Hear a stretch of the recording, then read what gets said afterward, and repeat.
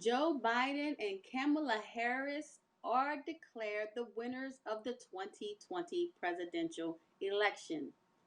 Pennsylvania pushed them over the top with 273 electoral votes to win.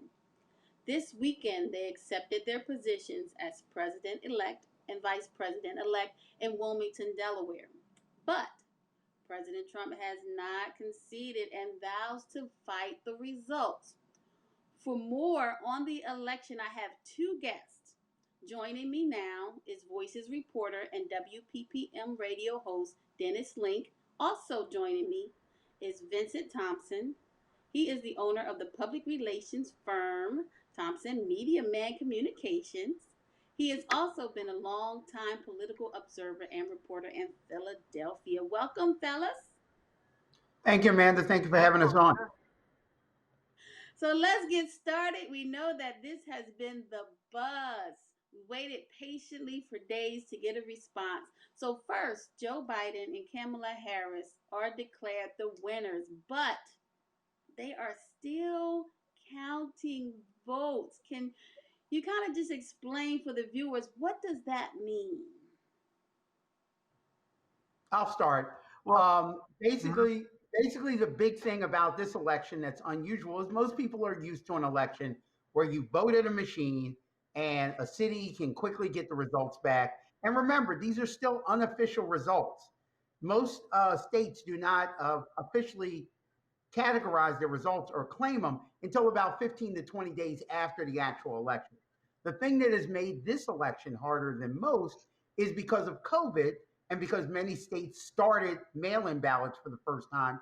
You are actually counting mail in ballots. And just imagine how long it takes you when you're at home looking through your mail. You have to open up the envelope, you got to open up the thing, read it. That's the same thing that's happening across the country. So you mail in a ballot, you have to open up the ballot, you have to flatten the paper ballot, you got to make sure you can see it to make sure there's no mistakes or a part's not ripped. And then you have to put it through the machine to actually count the ballot. That's time consuming work. And in a lot of states, they're not allowed to start counting the ballots until the morning of election day. So in Pennsylvania, for example, when you have 12 million people who live in a state, and let's say 5 million people actually voted, millions by mail, millions in the polling place, it takes a lot to count those ballots. So that's why it's taking so long. So there's no nefarious issues, there's no hidden agendas. It just takes a long time to open up mail ballots and count. All right, Dennis. yeah, and Amanda, In yeah. in So your just go to give ahead. you, yeah, I was just going to say that where things stand now, and this information might be a little bit dated, just in the sense that I pulled most of it last night. But as of last night, there was 80,000 mail-in votes still to count, and there was still an additional 105,000 provisional ballots to be counted. And just to let people know what those are given to people who show up at the polls, and if there's a question about their eligibility to vote, and they can't resolve it there, they allow the person to vote and record their choices, and then resolve it later. So we still have a bunch of those. And as I understand it, I believe there are still some military overseas ballots that came in that they still have to count. So as of last night, we were talking about still 190,000 ballots left, which is 98.4% of the statewide count. So we're pretty close to the end, but we still have some counting that they have left to do. Wow, that is a lot of counting that has to continue. Now, Dennis, in your opinion, what does Biden declaring victory mean for the country and for our region? Well, I think for the country, it doesn't mean that much in the sense that although Joe Biden is the declared winner, and it surely looks like he will be inaugurated as president of the United States in January, the Democrats did not do well nationwide in other respects. So, for instance, if you take a look at the House of Representatives, and that has 435 members. And the count going into election day, I believe, was the Democrats having an advantage of 232 seats to the GOP was 197. And I believe there were some vacant seats in there as well. So the GOP needed a net gain of plus 21 to get to the 218 that you need for majority. And it looked like a tall order. It didn't look like they had any chance. And as a matter of fact, many experts were believing that Joe Biden was going to wipe out Donald Trump nationwide, and that was also going to mean that the Republicans were going to lose even more seats in the House. But as it stands now, they've actually gained seats in the House. So right now they're at 200, and in the 10 remaining competitive races that are still too close to call in terms of the House, the GOP is leading in 9 of them. So we don't think that they'll necessarily win, all 9 of those seats, but we're looking at they're at 200 now, and they could, maybe, get up to, 207, 208. And again, it's not enough for them to take control of the House, but it is enough for the GOP to make it a little bit harder for Democrats to pass legislation, because if you can just peel away a few Democrats, you're in a situation where, the Democratic-controlled House can't necessarily ram every piece of legislation through. And then as far as the Senate, again, a lot of people were thinking that the Republicans would lose all the contested races. So there were 9 competitive races, but the GOP held in 5 of them. So, there's still some races to be called. And, there's going to be 2 runoff races in Georgia, which are going to be key. So if the Democrats win both of those, they will have a majority. If they only win one of those, it'll be tied 50-50. But the advantage will still be to the Democrats, because Kamala Harris would become the deciding vote in Senate votes. And if the Democrats lose both of the Georgia runoff races, the Republicans will still be in control of the Senate.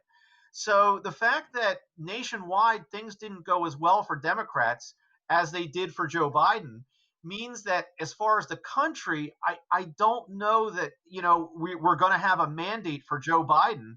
And I don't know that it's going to be easy to get past the gridlock, because the Republicans will still have considerable control, gaining some in the House and possibly maintaining it in the Senate. That is a lot to think about. Yeah, I think in a nutshell, when you look at what's going on, basically, I always tell people you have to look past the numbers. And one of the great things about the state of Pennsylvania is Philadelphians look at Philly, but we only look at Philly, right? And that's a bad thing. The rest of the state went red. So a lot of people in Pennsylvania and counties outside of Philadelphia and the 4 suburban counties, Allegheny County where Pittsburgh is, and Harrisburg is, they voted red. So they supported Donald Trump. And that is a lot of what the country still has. Even though Joe Biden is going to go down in history as having the most votes of any presidential candidate with 75 million plus, Donald Trump is going to come in second in this election with over 72 million. So there's a lot of divided parts of this country. We are definitely not the United States of America. There's red parts of America and blue parts of America. And that's the difficulty in binding this together, because, like Dennis said, you can have a Democratic president and you can have a Democratic U.S. House of Representatives for the most part. And if you had told Republican operatives that they would have over 200 members when the night was over, they would have thought you were crazy. And now that they could possibly have 205, 206, they're ecstatic. And you're going to have a Republican, you're most likely either going to have maybe a Republican-led U.S. Senate, or you're going to have a 50-50 U.S. Senate. So that means there's a lot of gridlock that's going to happen. So I tell people all the time, you might have a new president because a lot of people didn't like Donald Trump, but don't think that Trumpism isn't going to last in America. His form of populism and intense, that's going to last for decades to come. And he's going to be an overwhelming force in the Republican Party. I would not be surprised if 4 years from now, whomever Donald Trump endorses for president becomes the leading candidate for the Republican nomination. Yeah, All right, and Amanda, Vincent. another factor Okay. was that yeah, so another factor was a lot of Democrats were excited about the possibility of taking the state house, of flipping that from Republican to Democrat, and there were a lot of races that Republicans had to try to defend statewide.